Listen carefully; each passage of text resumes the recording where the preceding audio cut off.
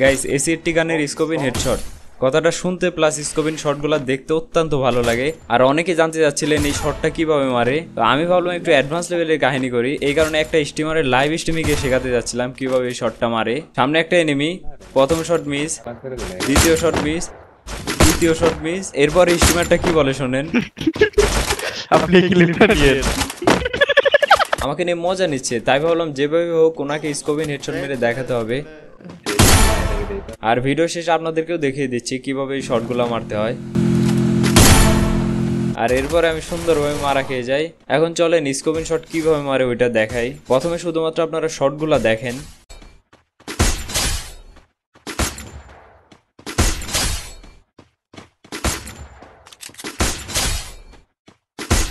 এখন অনেকে হয়তোবা বলবেন কিছু বুঝতে পারলাম না, চলেন ট্রেনিং গ্রাউন্ডের ফাইট জোনের ভিতরে গিয়ে দেখাই। আসলে এই শটগুলো মারার ট্রিক্স হচ্ছে আপনাকে সর্বপ্রথমে এমটা এনিমির নিচের দিকে আনতে হবে, তারপরে স্কোপ, ফায়ার বাটন আর ড্রাগ তিনটা কাজ একসাথে করতে হবে। আর দুই একদিনে হয়তো আপনারা মারতে পারবেন না, এগুলো প্র্যাকটিস করতে হয়।